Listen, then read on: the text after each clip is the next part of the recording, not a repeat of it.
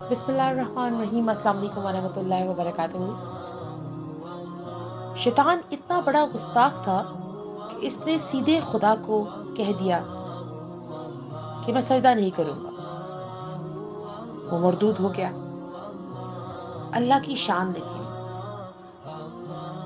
جل شانہ، کہ اختلاف رائے پہ بھی شیطان کو مارا نہیں بلکہ مہلت دی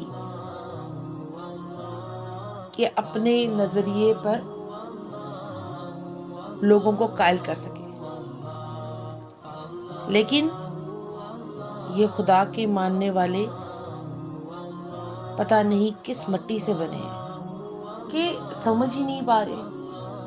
اللہ تبارک و تعالی معاف کرنے والی اور معافی دینے والی، بخشش دینے والی ذات ہے۔ آپ سب جانتے ہیں اور ہم سب کا یہ ماننا ہے کہ اللہ تبارک و تعالی آخری سانس تک بھی کوئی معافی مانگے تو وہ معاف کر دیتا ہے۔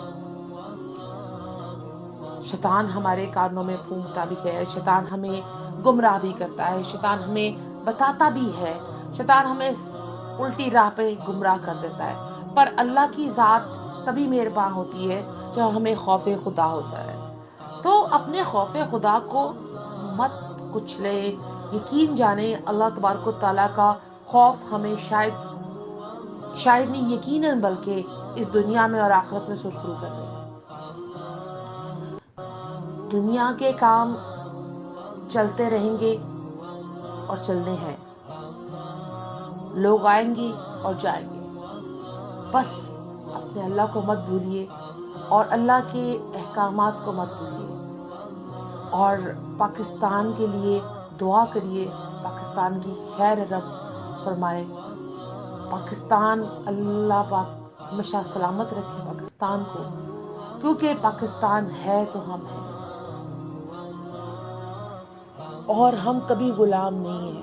یقین جانیے پاکستان جو ہمارا ملک ہے اس میں ہم غلام نہیں ہیں، یہ کانسیپٹ ختم کر دیں۔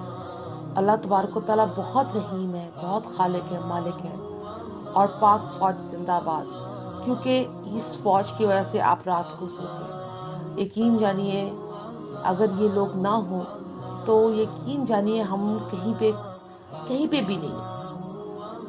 اللہ سلامت رکھے، اور جو شہداء اس دنیا سے چلے گئے، اللہ ان کی جو عظمت قربانیاں ہیں ان کو درجہ بدرجہ اوپر کرے، اور ان کے گھر والوں کو ہمیشہ پرسکون اور قائم و دائم رکھے، کیونکہ یاد رکھے گا کہ ہم سب کا فرض ہے مل کے پاکستان کو اچھا رکھنا، پاکستان کی بہتری کی دعا کرنا۔ سب ایک دفعہ ضرور آمین کرے گا کہ اللہ پاکستان کو ہمیشہ سرخرو رکھے، اس کا جھنڈا ہمیشہ اونچا رکھے۔ آمین اللہم آمین۔ ربنا آتنا فی الدنیا حسنۃ وفی الآخرۃ حسنۃ وقنا عذاب النار۔